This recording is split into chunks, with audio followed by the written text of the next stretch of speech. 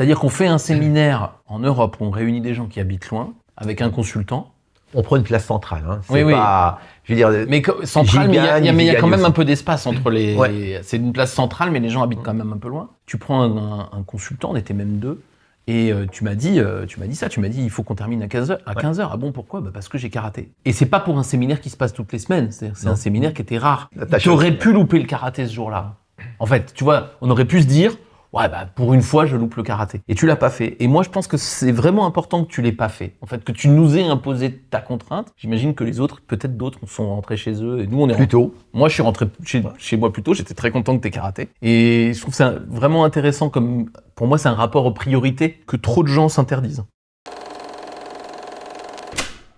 Bonjour à tous. Aujourd'hui, dans Le Faire en Vrai, je reçois Jean-Michel Colneau, le leader de la supply chain de Janssen, pour IMIA, Europe Moyen-Orient. Aujourd'hui, on va évidemment parler de management et en particulier de deux sujets. D'abord, des spécificités du management en Australie, parce que Jean-Michel y a passé presque 4 ans. Et puis, un long chapitre sur comment on fait ou quels sont les secrets d'un manager cool. Et vous allez voir, il n'a pas forcément conscience de l'être, mais on va creuser avec lui. Salut Jean-Michel. Salut. Comment vas-tu ? Très bien.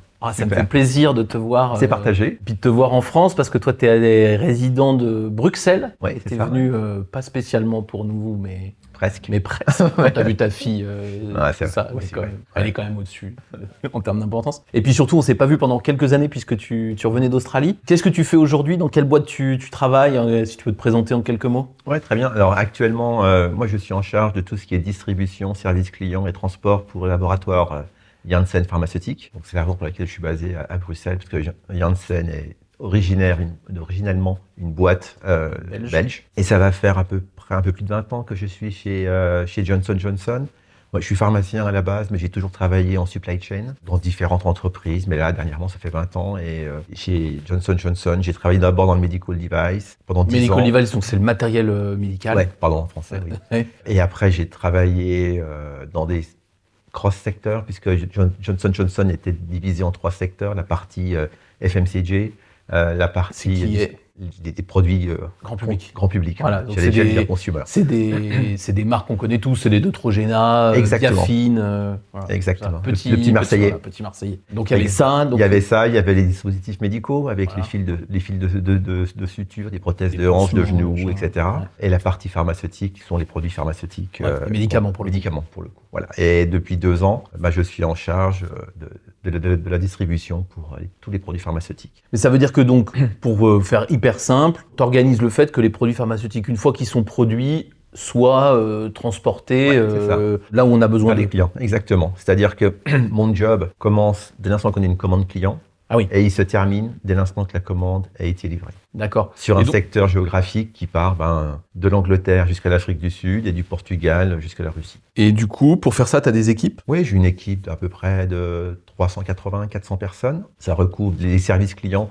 Donc il y a à peu près 120 personnes dans les services clients à travers... Donc c'est eux qui aident le client. Exactement. Qui prennent les commandes, qui gèrent la commande. On a 18... Les réclamations, tout ça. Les retours, voilà. Ouais. Donc on a 18 organisations à travers l'Europe. Après, on a une trentaine d'entrepôts à travers l'Europe pour couvrir tous les différents pays. Donc certains sont des entrepôts globaux. Les 2 qui sont en Belgique également, c'est-à-dire qu'on reçoit de l'extérieur de l'Europe, mais on expédie dans l'Europe et on expédie également Australie, Chine, États-Unis, Canada, Colombie, Brésil, etc. Et on a une partie transport.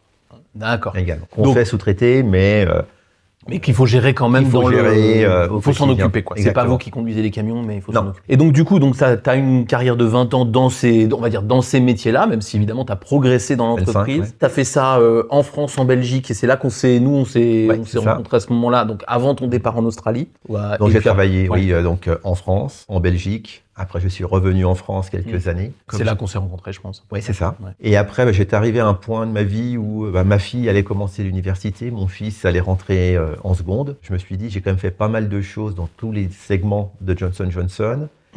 J'ai fait des rôles dans des pays, dans des sub-régions, au niveau régional. J'ai fait du projet, de la gestion opérationnelle, de la gestion stratégique. Et à un moment donné, je me suis dit, j'ai toujours tout fait, mais tout en Europe. Donc, il était temps pour moi d'aller voir un petit peu à l'extérieur de l'Europe. Donc, j'ai appliqué un poste à Singapour que je n'ai pas eu. 3 mois après, on m'a proposé un job à Sydney en Australie. Donc en fait, Donc c'est bien parce que tu pouvais pas faire plus loin. voilà. Donc en fait, c'est ce que j'ai dit à mon épouse. Quand j'ai pas eu le job à Singapour, je me suis dit que j'étais sur la Trop bonne près. trajectoire, mais j'ai pris trop d'élan et du coup on a atterri à Sydney. Donc c'est comme ça qu'on est parti en octobre 2017. Ouais, t'as passé 3 ans et demi là-bas. 3 ans et demi à peu là-bas. près. Ouais. Donc ma fille est restée à Paris et le reste, mon fils a passé son bac à Sydney. À Sydney, Tout le va bien. pauvre. Ouais, il se sent là encore. Ouais.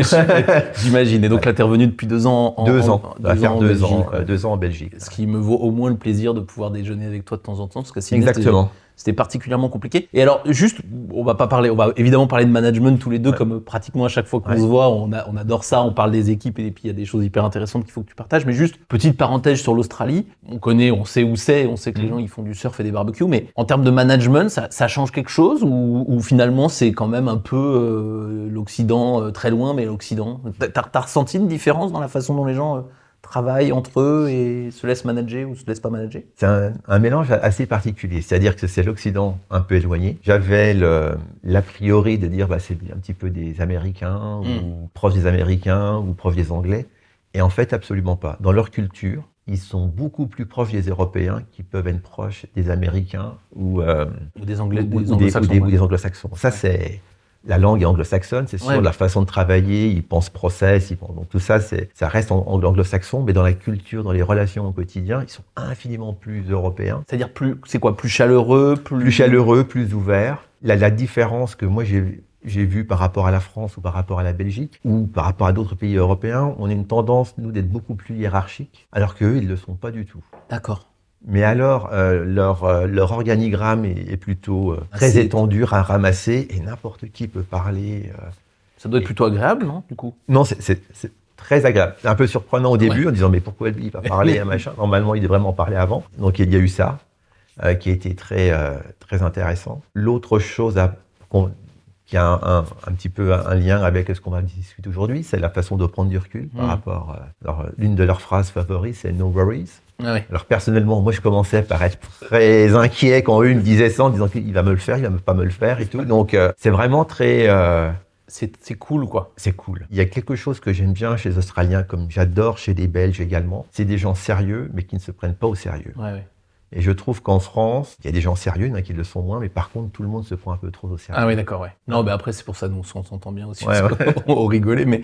Ouais, non, mais c'est intéressant. C'est vrai qu'on se fait pas d'idées précises de l'Australie. C'est pas des pays avec lesquels c'est des pays qu'on fantasme un peu pour les voyages, Oui, mais c'est pour pas la des qualité pays, en de fait, vie. qu'on connaît bien. C'est tellement loin, quoi. C'est loin et c'est petit. C'est-à-dire que c'est un continent qui est très large. C'est aussi grand que les États-Unis, Ouais. sans l'Alaska, mais c'est aussi vaste. Seulement, les États-Unis, ils sont à peu près 310 millions d'habitants.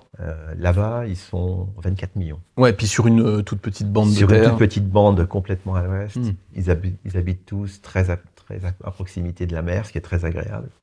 Ouais, 24 millions, c'est la Hollande, quoi. C'est ça. C'est là-haut, Ouais, c'est ça. à peu près, quoi, dans les ordres de grandeur, ou la Belgique, Ouais. mais sur un territoire grand comme les US, quoi. Donc ça, par contre, c'est ouf.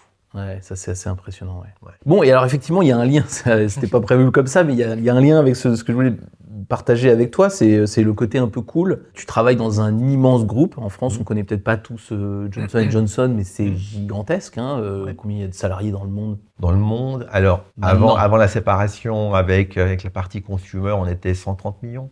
130 000. 130 000, pardon. Ouais, 130 millions, c'est Ça peut beaucoup. Ouais, non, 130 000, pardon. 130 000, non, mais c'est déjà énorme. Oui. C'est des boîtes qui ont des revenus monstrueux, c'est des des boîtes très riches, enfin très impressionnantes, avec beaucoup de process, etc. Un peu sous pression, pas toi, mais un peu sous pression. Et enfin, en tout cas, justement, moi je voulais discuter avec ça. Comment, moi je vois beaucoup de gens de Johnson & Johnson, j'en connais beaucoup, puis je connais beaucoup de gens dans des grands groupes. Et ce qui est particulier chez toi, c'est que justement t'es assez cool, enfin tu parais assez cool. Quels sont tes secrets, Jean-Michel? Non, on va en discuter, la question comme ça elle est très dure, mais est-ce que tu te rends compte d'abord que t'es un manager plutôt cool? Non. Sincèrement, quand tu m'as appelé il y a quelques mois pour parler de la vidéo, d'abord, merci pour le feedback. C'est ça. C'est pas quelque chose sur lequel je me pose trop de questions, plus que ça. Il y a toujours cette fameuse matrice, on sait pas. À un moment donné, on sait pas qu'on sait pas, puis après on sait qu'on sait, etc. Et moi, sincèrement, je ne savais pas que t'étais cool. que j'étais cool. Que j'avais cette capacité à gérer le stress et pas forcément à le montrer, et à être relativement, je dirais pas imperméable, mais bien résistants à la pression. Alors je vais essayer de t'aider à creuser ce Ouais. sujet-là parce que moi je t'ai pas mal vu puis j'ai vu beaucoup de tes collègues. Alors d'abord pour parler des autres c'est un peu plus simple. Est-ce que tu te rends compte que, en l'occurrence chez Johnson & Johnson, mais en vrai c'est dans tous les groupes, est-ce que tu te rends compte à quel point ces groupes-là peuvent générer du stress chez tes collègues? Tu vois ça? Oui, et même chez moi. Hein, Ouais. je suis pas zéro stress, mais oui, parce qu'en fait, c'est des très grosses structures. C'est des structures avec toujours en mouvance. Mmh. Il y a toujours une partie de l'organisation qui est en train de se réorganiser pour aller vers quelque chose de plus optimal ou de plus en fonction de la stratégie. Les grands groupes comme ceux-là, on a aussi beaucoup d'organisations hiérarchiques, mais on a également beaucoup d'organisations matricielles. J'ai eu, comme beaucoup de mes collègues, hein, c'est pas exceptionnel, on a toujours un boss direct, celui qui signe notre payroll, qui approuve nos vacances, etc. On a toujours un chef direct, mais on a des fois 1, 2, 3 chefs indirects. Et ça crée évidemment des tensions, en tout cas des interrogations par rapport aux différentes consignes ou aux différentes lignes qu'on doit suivre en même temps, quoi. Plus il y a de gens, Ouais. plus ils ont leur perspective, plus ils ont leur opinion sur comment les choses devraient avancer. Donc à partir de là, c'est quand on est un petit peu au milieu, oui, ça peut être très stressant aussi. Et moi, j'ai un truc, je crois qu'on en a déjà parlé tous les deux. J'ai toujours l'impression dans ces grandes organisations dites matricielles qu'elles ont été construites souvent par des consultants très intelligents, mais qui, sur le papier, font des choses qui s'entendent. C'est-à-dire, il y a une raison pour laquelle on fait du matriciel, mais j'ai toujours eu l'impression que le matriciel, il ne fonctionne justement que si on a à l'intérieur des individus qui sont extrêmement souples, adaptables et qui sont capables justement de jongler avec ces injonctions qui sont parfois contradictoires. Tu le vois comme ça aussi, toi? Oui, mais en fait, sur le papier, tout peut marcher. En fait, ce qui se passe, c'est que pourquoi on a ce système hiérarchique et ce système matriciel? Moi, je suis arrivé à un point où je me dis, en fait, il n'y a pas de bon système d'organisation. On peut être orienté complètement pays, complètement process, complètement régional, complètement global. Je veux dire, s'il y avait un modèle organisationnel qui serait largement supérieur à tous les autres, on serait tous organisés pareil, quel que soit notre secteur, etc. Donc, il n'y aurait plus jamais de réorganisation. Et il n'y aurait plus jamais de réorganisation de la vie de rêve. Mais donc, à partir de là, chaque système organisationnel a ses avantages et ses inconvénients. Et à partir de là, c'est où est-ce que nous, on en est en termes d'organisation, qu'est-ce qu'on veut atteindre et quel est le meilleur système organisationnel qui va nous permettre d'atteindre ces objectifs-là. Le problème, c'est que quand on change d'un système, je vais parler n'importe quoi, pays vers un système régional, on va avoir plus de moyens, on va avoir plus de choses, etc. Mais on peut très bien louper des demandes qui sont vraiment spécifiques à un pays, une réglementation.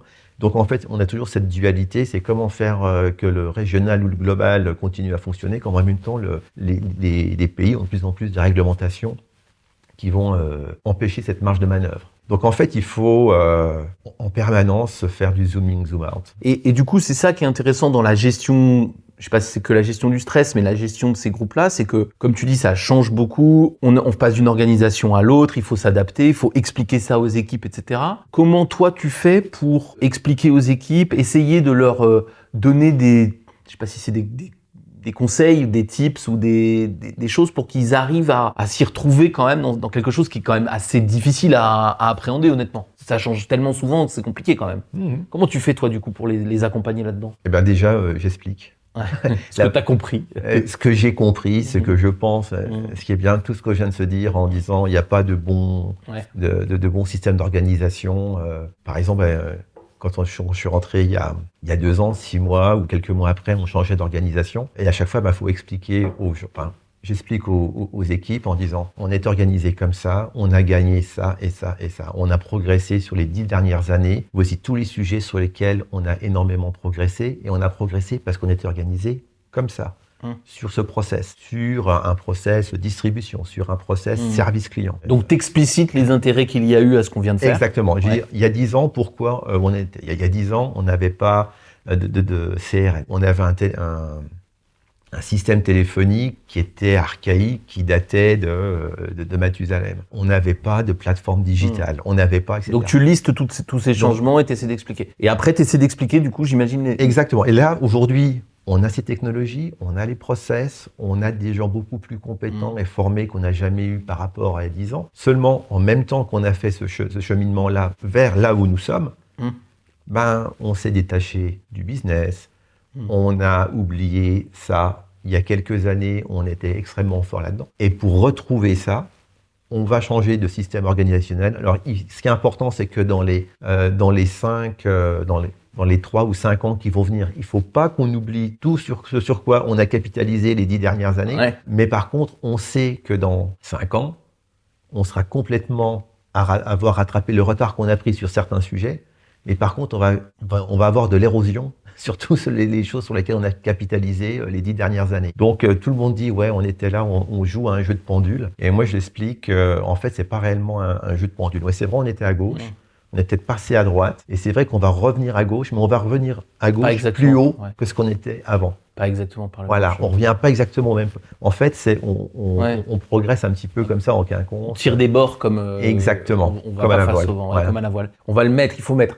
Premier secret du manager cool. Je te le dis, du coup, pour moi, le premier secret que tu fais, et que je t'avais déjà vu faire ça, mais je trouve que tu l'expliques bien, c'est il faut pas survendre les choses. C'est-à-dire, en fait, pour moi, il y a un truc qui crée énormément de tension dans les entreprises, beaucoup de stress, c'est quand les managers ils disent « ça y est, on a trouvé l'organisation géniale qui va résoudre tous nos problèmes, etc. » Il y a beaucoup de managers qui font ça. C'est-à-dire que pour convaincre, ils les vendent très, très, très, très fort. Ouais. Et je pense que c'est une énorme erreur parce que comme après, c'est ce que tu viens de décrire. En fait, d'abord, celle d'avant, elle était pas si nulle. Et celle-ci, elle aura des défauts qu'on essaiera de corriger dans 5 ans. Et je pense qu'il y a un vrai secret du manager cool qui est de comprendre que, par exemple, sur l'organisation, on est dans une histoire qui tire des bords et que c'est pas parce qu'elle tire des bords qu'elle hésite. Hein. C'est juste que, voilà, c'est comme ça qu'on avance. Et donc là, c'est plus cool.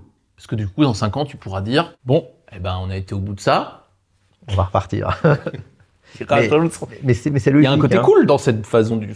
Oui, c'est logique. Exactement, c'est logique. Mais ce qui est important, c'est que la trajectoire globale, elle progresse. Bon, puis quand on regarde la trajectoire de J&J, hein, ça va faire plus de 125 ans, 130 ans que ça existe, que c'est en croissance. Donc je pense que si le modèle n'était pas de changement constant, si ce modèle de changement constant n'était pas le bon, il y a longtemps qu'on serait sorti. Ouais, en tout cas, c'est vraiment, pour le coup, moi, je trouve que c'est très spécifique à J&J, ça. Ouais. C'est vraiment il y a des entreprises qui ont 130 ans ou plus et qui ont moins bougé. Donc, ça, comme tu dis, c'est comme pour les organisations. Il y a plein de modèles pour. Mais c'est bien de changer. Oui, bah, tu peux pas dire. Tu vis dans un monde où ça change tout le temps. Ouais. Tu vois, je pense que c'était chez Michelin. Tu existes depuis 130 ans. Le dispositif a moins changé. Ils ont racheté des marques, etc. Mais ça a quand même beaucoup moins changé. Ils vendent quand même exactement les mêmes produits et tout.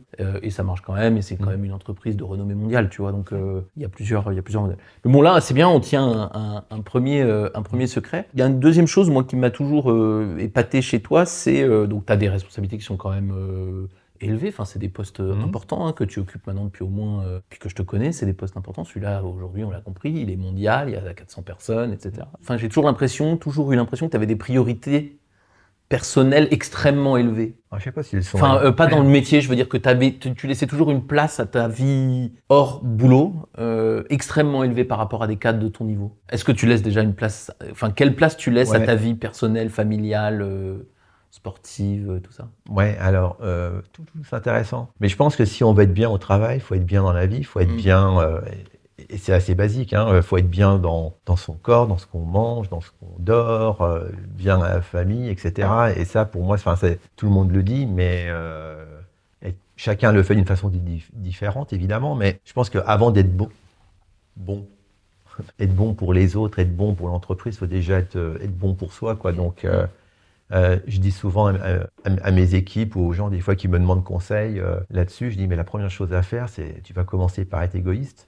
Commencer par penser à toi. Je fais des choses qui sont égoïstes. Et par exemple, alors pas que pour moi, mais aussi pour mon entourage. Par exemple, on sait très bien, quelque chose tout bête, j'ai constaté, c'est que quelle que soit l'heure à laquelle j'arrivais au travail, je finissais tard. Je commençais à 7h30, je finissais toujours 7h30, 8h. Je commençais à 10h, je finissais toujours 7h30, 8h. Donc je me suis dit, si tu veux, toi, avoir du temps, ça va être le matin. Parce qu'au final, à la fin de la journée, tu as fait la même chose, etc. Donc, j'ai une routine où, alors déjà, dans mon mindset, ma journée du mardi, elle commence le lundi soir quand je vais me coucher. Ce qui veut dire concrètement ? Je vais me coucher relativement tôt. Ouais. J'ai besoin de mes 8 heures de sommeil à peu près. Enfin, j'ai beaucoup de chance que je peux avoir une nuit de 5 heures, c'est pas un problème, voire moins. Mais bref, tu te couches quand même assez tôt. Je me couche assez tôt. Puis j'aime bien l'idée de commencer ma journée par aller par me reposer. Donc en fait, pour moi, mon mardi matin, il commence mon lundi soir. Je commence par journée par me reposer. Exactement. Deuxième secret. Et après, du coup, quand on se lève, quand on se couche relativement tôt, on se lève relativement tôt. Et le matin, oui, je fais pratiquement du sport tous les jours, quoi. Déjà, une demi-heure, 20 minutes, quelque chose comme ça. Et puis après, on prend le temps de déjeuner avec mon épouse. Mon épouse fait du sport avec moi d'ailleurs. Et puis après, c'est là que, une fois que le déjeuner est passé, etc., que je commence un petit peu par m'ouvrir sur le monde, que je regarde de temps en temps mes emails ou des choses comme ça. Pas de réseaux sociaux, pas de téléphone pendant la nuit, des choses comme ça. J'ai mon iPad, mais j'ai pas les mêmes applications sur mon iPad que j'ai sur mon téléphone, donc il y a des choses que je peux pas voilà. Et puis les rares fois où je me réveille la nuit, si j'ai un truc qui vient au boulot, je le note. Une fois que c'est noté, je sais que c'est bon. C'est bon. Je voilà. peux m'endormir. Je le mets sur mon iPad, sur mon cerveau électronique, et puis boum, après tac, je peux repartir. Mais ouais, donc la première chose, c'est s'occuper de soi. La première chose, c'est de dormir. Enfin, pour moi, c'est important. Est-ce que tu te rappelles, moi ça m'avait frappé et je raconte souvent cette histoire à des managers qui se mettent un peu des priorités à la con. Tu te rappelles de notre séminaire qu'on a fait à Anvers? Ouais. Tu vois de quoi je vais parler? Ouais, c'est ça, ouais. Alors vas-y, raconte-le toi du coup. Qu'est-ce qui s'est passé? En fait, à l'époque, j'avais des équipes un petit peu autour d'Anvers et autour de Beers, qui est vraiment le berceau de Janssen. Et en France, t'en avais aussi. Et en France. Et un des sports que je pratique et que j'ai commencé un petit peu par accident à cause ou grâce à mon fils. Grâce du coup, on peut dire. Ouais. J'ai commencé à 42 ans, j'ai commencé le karaté, ceinture blanche avec mon fils parce que mon fils faisait. Ouais. Tu l'as accompagné et puis tu t'es dit pourquoi pas. Et pourquoi pas. Et ça permettait de passer du temps avec lui. À un moment donné, quand lui il y est, si moi je vais avec, je passe du temps avec, on partage quelque chose. Et depuis, je suis complètement addict. J'ai jamais arrêté. Et ouais, effectivement, il m'est déjà arrivé d'organiser des meetings en Anvers. Ouais. Parce que c'est la proximité de la gare, parce que c'était pratique pour mes équipes. Et comme ça, on pouvait travailler 2 jours et demi pile en face de la gare. On pouvait finir le meeting à 15h. Oui, c'est ça, en fait. À 15h21, il y avait un train qui part d'Anvers vers Paris. 2 heures après, j'étais à Paris. Ça me permettait d'aller faire mon entraînement de karaté le soir sur Paris, parce qu'à l'époque, je vivais sur Paris. Voilà. C'est-à-dire qu'on fait un séminaire en Europe où on réunit des gens qui habitent loin, avec un consultant. On prend une place centrale. C'est pas, je veux dire, mais centrale, mais il y a quand même un peu d'espace entre les. Ouais. C'est une place centrale, mais les gens habitent quand même un peu loin. Tu prends un consultant, on était même 2, et tu m'as dit il faut qu'on termine à 15h. À 15h, ah bon, pourquoi? Parce que j'ai karaté. Et c'est pas pour un séminaire qui se passe toutes les semaines. C'est un séminaire qui était rare. Tu aurais pu louper le karaté ce jour-là. En fait, tu vois, on aurait pu se dire. Ouais, pour une fois, je loupe le karaté. Et tu l'as pas fait. Et moi, je pense que c'est vraiment important que tu l'aies pas fait. En fait, que tu nous aies imposé ta contrainte. J'imagine que les autres, peut-être d'autres, sont rentrés chez eux. Et nous, on est plus tôt. Moi, je suis rentré chez moi plus tôt. J'étais très content que tu aies karaté. Et je trouve ça vraiment intéressant comme, pour moi, c'est un rapport aux priorités que trop de gens s'interdisent. Oui, alors, je le fais pas tout le temps, hein. mais là, c'était marquant. De temps en temps, quand j'ai une échéance, quand j'ai un tournoi qui arrive, où effectivement, faut être un petit peu discipliné. Et ça, je dis, faut que je le fasse ça pour le travail. De toute façon, quand on fait des séminaires comme ça, tu finis à 3h ou à 17, c'est pas dans les 2 dernières heures que tu vas révolutionner le monde. Quand on se donne 1 heure pour faire quelque chose, on va le faire en 1 heure. On a la même chose à faire, on se donne 2 heures, on va prendre 2 heures pour le faire. Donc, à un moment donné, quand on est un petit peu structuré, voilà. Et puis au moins, quand on raccourcit le temps, on se met un peu plus la pression pour clôturer. Et toutes les digressions, du coup, il y a moins de place pour ça, quoi. Secret numéro 3, c'est pas en 2 heures qu'on va changer le monde, quoi. Qu'on va révolutionner le monde. Révolutionner le monde, ouais. Non, mais tu vois, et je trouve que c'est rigolo. Je fais exprès d'avoir les petites digressions parce que je t'ai demandé au début, est-ce que tu t'en rends compte? Et tu m'as dit non. Et en fait, tu vois, pour moi, il y a plein de petites choses que tu fais qui te sont naturelles, mais je peux te dire que tout le monde s'autorise pas à ce genre de choses. Et moi, j'ai des gens, tu vois, qui m'appellent pour faire des séminaires, qui ont l'impression que quand je termine pas à 17h30, 18h, ils en ont pas pour leur argent. Et non, j'ai vu que c'était pas toi. Non. Au contraire, tu finis à 4h. 14h, ça m'arrange. Et en fait, mais c'est intéressant. Enfin, il faut bien comprendre. Ça, c'est assez extraordinaire. Il y a beaucoup de gens qui font ça et on est obligé de leur expliquer. En fait, ce que tu veux, c'est le résultat. Exactement. Et le résultat, on va l'avoir dans le calme, on va l'avoir en étant bien, en ayant peut-être sa famille le soir, le karaté ou toute autre chose. Comme ça, c'est pas chiant d'être dans ce séminaire. On sait qu'en plus, notre vie privée garde sa place. Et les gens sont, à mon avis, beaucoup plus concentrés, comme tu dis, ils digressent moins. Mais ça commence aussi avant, il faut être clair sur qu'est-ce qu'on attend du séminaire aussi, quoi. Une fois qu'on a atteint les objectifs, etc., je vois pas l'intérêt de garder les gens.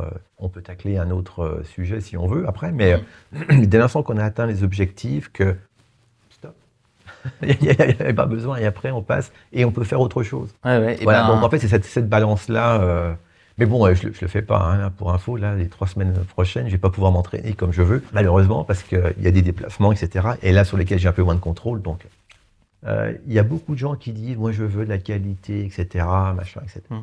La qualité entre ma vie pro et ma vie perso, et tous les jours, je veux quitter à 5 heures parce que j'ai piscine ou parce que j'ai machin. Pour moi, c'est pas ma définition de la balance entre la vie professionnelle et la vie perso. Pour moi, c'est plus une moyenne sur une année, sur 2 ans, sur 10 ans. Je sais pas comment un petit peu ça se joue. Il y a des moments où forcément ça va être plus professionnel que perso, et le perso va passer. Et j'ai eu des années où ça a été comme ça. Quand on a créé le centre de distribution à Courcelles en 2006, 2007, je faisais pas de karaté, je faisais pas de sport, je faisais rien du tout. C'était bosser. J'arrivais à 7h, 7h30, je finissais des fois à minuit, et voilà quoi. Mais par contre, il y a des moments où on sprint dans un sens et des moments où on sprint dans l'autre, quoi. Et c'est ça qui fait la moyenne. Mais quoi qu'il arrive, il faut pas qu'à un moment donné, travailler complètement sous stress, complètement orienté vers ça, qu'on franchisse la ligne. Je crois beaucoup au principe de il faut repousser ses limites, il faut pas dépasser ses limites. Et que chaque jour, on repousse un petit peu ses limites, et ça, c'est bien. Et quand, à partir d'un moment donné, on reçoit du feedback extérieur, 2006, 2007, après, quand j'ai rechangé de job, mes parents qui ne savent pas exactement ce que je fais, parce que c'est très loin de ce que eux ont fait. Quand je leur ai dit, tiens, je vais changer de job, je vais faire ça, et ben c'est bien, parce qu'on voyait que ça... T'étais fatigué, ouais. Voilà. Ouais, là, donc là, t'as peut-être été un petit peu au-delà des limites. Et là, j'étais un petit peu... Mais c'est intéressant que tu dis ça, parce que effectivement, il faudrait pas croire que t'es cool tous les jours, avec tous les jours, des jours, machin. T'as vraiment des routines. Tu parlais de ta routine du matin. Sport, ouais. On a parlé du karaté dès que tu peux le faire. Bah là, ce matin, on J'étais courir, oui. Ouais, t'as été courir. Non, mais surtout, ce matin, on est vendredi matin, tu travailles, enfin, tu es dans ton temps de travail, là, mais tu fais pas du travail pour J&J directement, enfin, peut-être, mais je veux dire, c'est quand même pas très, très productif à court terme. Ouais. Donc, c'est quand même du temps pour toi. On va aller déjeuner tranquille ensemble après. Donc, il y a plein de moments comme ça. Et il y a des moments de bourre. En vrai, c'est comme ça. Mais je suis assez d'accord sur le fait que sur la durée, on a vraiment l'impression que tu as su préserver. On parlait de 20 ans chez J&J. On a l'impression que sur 20 ans, tu as su préserver les grands moments importants avec ta famille, avec ton sport, avec des choses comme ça. Et je trouve qu'il en ressort un certain équilibre quand même. Ouais. On a l'impression que tu es équilibré avec ton métier, alors que... J'espère. C'est l'impression que tu donnes. Et c'est marrant parce que tu sais, je déjeunais la semaine dernière avec Sandra Leclerc, que je vais interviewer dans quelques semaines ici. Salut Sandra. Voilà, par caméra interposée. Et je lui disais donc qu'on se voyait, et c'est le premier mot qu'elle m'a dit. Ah bah Jean-Michel, c'est un manager cool. Et donc c'est quand même quelque chose que tu véhicules assez, et je lui ai pas dit, tu vois, qu'on allait parler de ça. C'est quelque chose que tu véhicules assez naturellement, et je pense que c'est ces quelques règles que tu te mets, ce côté, mais attendez les gars, on va pas changer le monde en 2 heures. Donc ça y est, on a fini ce qu'on avait à faire. On s'arrête, on va faire autre chose. Qui donne cette impression et qui est, à mon avis, communicative. En tout cas, j'ai l'impression. Je sais pas comment ça se passe au quotidien avec tes équipes, mais j'ai l'impression que c'est communicatif. T'essaies de leur dire de faire ça, j'imagine. Je leur dis, puis je leur parle, et quand on dit on va finir telle réunion, on va pas faire cette réunion-là parce que faut que je rentre, et voilà. Et j'accepte aussi. Alors maintenant, faut pas que ça devienne non plus le chaos, ou là je peux pas faire le meeting parce que si à un moment donné, bon stop, on arrête. Faut revenir un petit peu dans le cadre du travail, quoi. Mais j'essaie d'être prévisible, en fait, pour mes équipes. On parle de beaucoup de choses, de c'est quoi le bon leader, comment il est, quand ses équipes, etc. Donc il y en a qui vont dire c'est celui qui parle bien, c'est celui qui est inspirant, c'est celui qui s'habille bien. Bref, alors tout un tas de définitions, mais je pense qu'il y a une des choses, pour moi, qui est important à transmettre aux équipes, c'est d'être prévisible. Et d'être prévisible dans le sens où tout le monde connaît les règles, et tout le monde sait quand est-ce qu'il est dans le cadre, et tout le monde sait quand est-ce qu'il commence par sortir du cadre, que tout le monde sait que si une personne qui sort du cadre, ça va pas durer bien longtemps non plus. Ouais, il y a ça, quoi. Et quand je dis prévisible, c'est vraiment prévisible par rapport aux règles de fonctionnement du groupe et de l'entreprise. Oui, ça veut dire pas, il arrive, il a la cravate de travers, les cheveux dans tous les sens, il s'engueule avec sa femme. Bah, toi, les cheveux dans ton la journée, non, ça va pas, c'est pas vraiment un problème. J'ai arrêté la cravate. Donc, mais prévisible en disant, quand on travaille Pour Jean-Michel, on va d'abord apprendre les règles, machin, les principes, etc. Et une fois que les règles et les principes sont définis, tant que je reste là-dedans, je suis safe. Oui, d'accord. Ce qui fait, mais là je te reconnais bien, c'est que ça évite du coup... En fait, ils anticipent, donc ça t'évite de trop travailler, parce que du coup... Non mais c'est vrai, non mais c'est un truc quand même, la prévisibilité, ça évite aussi que les gens soient en panique en se demandant mais comment il va réagir, a priori sur, on va dire, 90% des moments de la vie de l'entreprise, on peut commencer à anticiper un peu, ça va pas lui plaire, au contraire, non mais attends, avec Jean-Michel, ça passe tout seul, et puis ils vont peut-être en discuter entre eux, et quelque part, transférer ton management comme ça. Et puis une fois de temps en temps, ils savent pas du tout, ils vont venir te voir. Au-delà de la petite blague sur le fait que ça t'évite de travailler, je trouve qu'effectivement, ça crée aussi une sérénité j'espère. de pas être imprévisible, et donc ça doit générer du stress, j'imagine. Alors, ça dépend aussi de la personnalité des gens. Hein. J'essaye d'être carré, je ne suis pas toujours, mais j'essaye d'être carré, j'essaye d'être transparent. Et transparent, c'est pas je sais tout, c'est transparent, c'est ça je sais, ça je pense que ça va être dans telle direction, et ça j'en ai aucune idée. Donc, va falloir que je travaille, que je connecte avec des gens pour savoir un petit peu ce qui va se passer sur cette partie-là. Mais j'ai aussi l'expérience, j'ai eu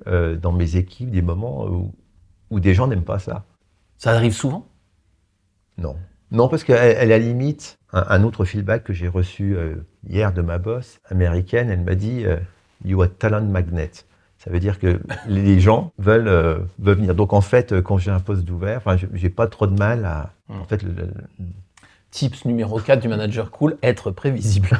Non, mais bien sûr. Et je pense qu'il y a un truc aussi là-dessus, c'est-à-dire que ça finit par se savoir. Le côté être prévisible et tout ça, si on le dit en termes un peu crus, t'es pas casse-couille en fait. Non. Non, je crois pas. Non, mais il y a des défauts. Équipes, il faudrait faire un 360 pour vraiment s'en apercevoir. On va tous les recevoir ici. Voilà. C'est vrai qu'il est pas casse-couille. Non, mais c'est un truc de pas de voilà. Et après, il y a des gens à qui ça plaît pas parce que je pense qu'il y a des gens qui trouvent ça trop soft, trop cool, ou qui se disent mais je sais pas. D'ailleurs, qu'est-ce que t'as comme critique parfois? Quand est-ce que ça marche pas, sans nous donner les noms, mais ouais. Non, j'ai pas donné de nom. Non, mais dans ton souvenir, tu vois des épisodes où ça marche pas, qu'est-ce qui se passe, qu'est-ce qui te reproche ou qu'est-ce qui semble te reprocher? Alors, je sais pas si c'est un reproche, mais dans tous ces grands groupes, il y a beaucoup de bruit, de ragots, des gens qui parlent, etc. Moi, je n'y prête relativement peu d'attention. Je sais pas pourquoi les gens viennent, ils m'en parlent. C'est pas moi qui vais chercher la rumeur, c'est la rumeur qui vient. T'as entendu? Non. Et à la fin, j'essaye de revoir, en disant, attends, c'est quoi les faits? C'est quoi les datas? C'est quoi qui te fait penser ça? Tu l'as entendu parler de qui? Parce que là, tu es en train de répéter quelque chose. Je l'ai aussi entendu 3 fois, mais je sais que vous 3, vous communiquez beaucoup avec une même personne. Donc, en fait, c'est la même information, quoi. Donc, c'est la même information, fausse, amplifiée 3 fois, qui vient d'une seule personne. Et donc, j'essaye toujours de revenir en disant, mais qu'est-ce qu'on sait? Qu'est-ce qu'on sait pas? Qu'est-ce qui te fait penser que? Et c'est quoi les faits et les datas qui te font penser ça, quoi. Donc, les gens qui aiment bien influencer, louvoyer, etc., je les attire pas. Très clairement, parce qu'ils savent que... Bon, d'accord, alors vas-y, dis-moi le truc, et on va commencer par... Oui, j'essaye d'avoir une vision des fois, ou de prendre un peu de recul, mais des fois, bon, allez hop, on va sortir le microscope électronique, et puis on va regarder, on va faire un tableau Excel, on va regarder, etc. Par exemple, il y a eu des gens... on peut pas faire ça parce qu'on a des projets globaux, on a ça qui arrive de global, on a ci, on a ça. Ok. C'est quoi les projets globaux qu'on doit faire? Il y en a que 2. D'accord. Ah oui, donc en fait, il n'y en a pas 50, quoi. Voilà. Et quoi d'autre encore? Et c'est qui travaille dessus, en fait, de nos équipes? Lui et lui. D'accord, ok. Donc on a quand même pas mal de temps, en fait.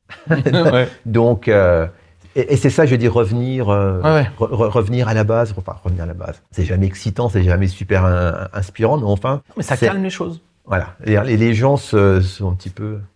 se monter le bourrichon un petit peu, se faire peur en disant tac, tac, tac, qu'est-ce qui se passe? Attends, on reprend les trucs et on regarde. Mais là, je suis obligé de faire un tips numéro 5, tu vois. Ouais. On s'en fout des ragots, regardez les faits. Alors des fois, ils sont vrais, les ragots, faut faire gaffe. Non, mais c'est pour ça qu'il faut passer aux faits. Le problème, c'est pas est-ce que le ragot est tout le temps faux, c'est juste est-ce que je me contente du truc qui passe et puis je le prends pour acquis direct, ou est-ce que je passe aux faits? Si les faits confirment, du coup, en fait, c'est pas un ragot, c'est une information. Hein. Ouais. Tu vois, ça me fait un petit peu penser dans la vie perso, toutes les, comment on appelle ça, les chaînes d'information continues. Il y a eu un moment donné où j'écoutais vachement, et maintenant, j'écoute plus du tout. Parce que je trouve ça, c'est hyper toxique. Ah ouais. Moi, j'ai Ça arrêté amplifie. Twitter pour les mêmes raisons. J'ai jamais été franchement sur Putain, Twitter. n'y va pas. Mais BFM, CNews, tout ça, j'écoute pas. Donc j'attends 2 ou 3 jours. Puis 2 ou 3 jours après, je vais sur YouTube et puis je regarde une vidéo de Le Monde, du Wall Street Journal, etc. Et une fois qu'on a 2 ou 3 jours, qu'on a pris du recul, en fait, c'est rien, quoi. En fait, il s'est pas passé grand-chose. Mais même quand c'est des vrais événements, je trouve que cette culture de l'instant qu'on va avoir dans l'actu, comme tu dis, ou dans les entreprises, tout le temps, on a tout le temps cette culture de l'instant et le dernier événement qui vient de se passer, c'est la catastrophe ou au contraire, c'est génial. Puis qu'en fait, comme tu dis, on change pas le monde, on révolutionne pas le monde en 2 heures en général et ta catastrophe, on s'en parle lundi. Hein. Ouais. Et si lundi, ça reste grave, on s'en occupe. Ouais. Mais si lundi, on dit, finalement, ça, j'ai trouvé. Oh, finalement, ça s'est dégonflé. Ouais. Okay. On a bien fait de pas s'exciter, quoi. Donc, j'essaie de pas trop m'exciter là-dessus. Ouais, je vois. Je peux pas faire 22 tips, hein, mais j'en ai quand même vraiment envie. Bon, mais c'est intéressant. Est-ce que tu vois, là, je fais exprès de marketer un peu ce que tu dis, parce que est-ce que tu vois, il y a quand même une cohérence dans ce que tu dis, de plein de choses où en fait, t'es quand même assez calme par rapport aux événements. Même si j'imagine qu'il y a des moments où ça bouillonne et t'as du mal à faire ce que tu dis là, face à moi, mais tu te rends compte que c'est quand même assez cohérent, je pense, non? Ouais, je pense. Mais je me rappelle aussi d'un truc de la toute première formation de management que j'ai eue. Genre 24 ans, je sortais de la fac de pharma. Donc, je rentre dans le monde du travail, 50 personnes à gérer. Coup de bol, une formation sur le management qui vient juste de commencer. Il fallait que j'y aille. Trop bien. Et tiens, c'est quoi le management? Et je me rappelle d'une phrase qu'avait dit le consultant de l'époque, c'était Jean-François Zilt, qui est toujours opérationnel, qui est sur Metz. Et il avait donné une anecdote, il avait dit, en tant que manager, vous avez le droit à 2 colères par an, dont une fictive. Donc, j'ai essayé de garder ça en tête. Ouais. Et tu tiens les comptes, tu mets des petites barres. J'essaye de tenir les comptes. Mais en fait, ce qui se passe aussi, c'est qu'il y a des choses qu'on contrôle, il y a des choses qu'on ne contrôle pas. Et je vais donner un exemple, c'est peut-être futile. Par exemple, les gens qui sont toujours en retard, c'est peanuts. Et ça me gonfle. Parce que beaucoup de gens essayent d'être à l'heure, etc. C'est des petits détails, et ça, franchement, c'est pénible. Et j'ai tendance à dire, bon, ça suffit, quoi. Voilà. Ou les gens qui sont en Zoom, qui passent leur temps sur leur téléphone, sur leur mobile, à répondre aux trucs. Enfin, t'es là ou t'es pas là, quoi. Ça, c'est des petits détails de la vie quotidienne qui insupportent. Parce que ou la personne peuvent faire le petit truc nécessaire pour faire en sorte que ça se résolve. Un truc que j'aime pas, c'est les gens qui marchent lentement et qui occupent tout le trottoir. Ça m'énerve. Mais c'est pas du tout cool. Alors là, anti-tips de management. On s'en fout, ça, non? Ouais, mais ça m'énerve. Et par contre, il va y avoir des grosses catastrophes ou des choses beaucoup plus vraiment importantes. Mais vraiment impact. Parce que le truc du trottoir, c'est pas important. Voilà, c'est pas important, mais ça m'énerve. Ouais. Alors qu'il y a des choses, par exemple. Je me rappelle, dans mon premier poste chez Johnson & Johnson, il y avait eu des travaux, je crois que c'était le 8 avril. Il y avait eu des travaux sur l'A1, et l'entrepôt était dans les coins là, et quelqu'un avait mis un coup de pelleteuse, on n'avait plus de réseau, on n'avait plus de trucs. Et là, il n'y avait plus aucune commande qui pouvait partir les hôpitaux. Il fallait trouver le câble, réunir les équipes, qu'est-ce qu'on peut faire, etc. Et on avait heureusement un ingénieur qui nous avait trouvé une solution à un MacGyver. Je suis pas sûr que la solution qu'il ait mis en place soit très compliance par rapport à ce qu'on a aujourd'hui. Mais en fait, sur une période de temps, on a réussi à expédier toutes les commandes malgré ça. Et là, je reste calme parce que c'est personne qui l'a fait, personne n'a fait exprès, personne pouvait prévoir, personne. Et pourtant, c'était autrement plus important que d'occuper toute la place du trottoir. Du trottoir, ouais. Voilà. Donc j'ai cette capacité à être agacé pour des trucs futiles, mais bon, il y a des fois, il faut que ça sorte. Et à rester calme quand c'est vraiment important. Quand c'est vraiment important. Quand il y a des gros trucs, de toute façon, allez hop, ça nous a tombé dessus, personne ne pouvait prévoir, personne ne pouvait anticiper. Par contre, si quelqu'un savait et qu'il n'a pas dit, là par contre, ça va je veux dire, on règle la solution, mais on se parle après. Tips numéro 486, rester calme quand c'est important. Moi, je suis d'accord. Quand quelque chose d'important arrive, tout le monde panique. Les gens qui devaient livrer les commandes, etc., on a des produits, on ne va pas livrer. Alors, si en plus le chef ou la personne responsable commence par paniquer, ça va amplifier le truc. Donc. Mais c'est marrant, moi j'ai la même observation et moi je m'en fous, le truc du trottoir. Mais c'est vrai que il y a des choses qui m'énervent, peuvent être des petits trucs, et je me rends compte que ce soit chez mes clients ou chez nous là. Quand il y a vraiment un problème, je me rends compte que, je sais pas, moi ça sollicite un truc de, vas-y, la solution elle est dans le calme, c'est obligé. Pour le coup, ça irradie sur les autres et de dire, ok, donc lui, ça n'a pas l'air de paniquer. Ça, je vois bien l'effet, je comprends cet effet-là. Je sais pas pourquoi on continue à s'exciter sur des conneries, mais je vois bien pourquoi on le fait pas sur des gros trucs. De notre côté, la vie est compliquée aussi, hein, puis les trottoirs sont étroits, quoi. en plus, surtout à Paris. Non, en fait, ce qui se passe, c'est que on a tous, j'ai et mes équipes, on a tous une vie au travail qu'on partage, une vie perso. Et il y a des fois, il y a des gens qui ont des vies perso très compliquées. Et forcément, ça irradie sur le travail, quoi. Donc, à un moment donné, quand il y a un comportement un petit peu, faut vraiment, on va se calmer. Et puis après, on rediscute entre calmer. Et là, ça permet d'ouvrir d'autres conversations, d'autres portes. Et d'avoir des discussions qu'on n'aurait pas eues avec les restes des équipes. Non, mais vraiment, c'est vraiment intéressant cette position cool. Moi, j'aimerais bien que, si vous êtes cool ou vous n'arrivez pas à l'être, réagissez à est-ce que vous avez les tips de Jean-Michel ou est-ce que vous en avez d'autres. J'ai une question un peu rituelle que je pose à tous mes invités. C'est si tu dois demain rencontrer un manager ou une manager qui prend son premier poste de management, c'est un peu paniqué, là, comme toi quand tu avais 24 ans et qui n'a pas une formation tout de suite après, mais qui vient te voir en disant Jean-Michel, tu manages depuis longtemps. C'est quoi le premier conseil que tu donnerais à un manager qui prend sa première équipe? Premier conseil, je vais revenir sur ce que j'ai dit, ça serait sois prévisible pour tes équipes. La personne ne risque pas forcément d'avoir les bonnes règles tout de suite du premier coup, mais au moins ça va être, il y aura une consistance. Ouais. Voilà. Et après, une fois qu'on atteint cette consistance, on peut dire ça c'est pas top. Donc ça serait peut-être bien de corriger pour revenir progressivement de quelque chose à de plus consistant. Peut-être que le deuxième conseil, ça serait, et je l'ai été aussi, c'est que on débute, on a plein d'énergie, on veut bien faire, on veut démontrer, donc on va essayer d'attaquer plein de choses. Sois clair avec tes équipes sur les 2 ou 3 choses que tu veux obtenir de tes équipes. Sois clair, c'est les 4 choses que tu vas faire et c'est tout. Les autres, tu vas gérer le quotidien, tu vas gérer le bruit, etc. Mais les 3-4 choses sur lesquelles il doit être important à progresser, c'est là-dessus. N'oublie pas le reste.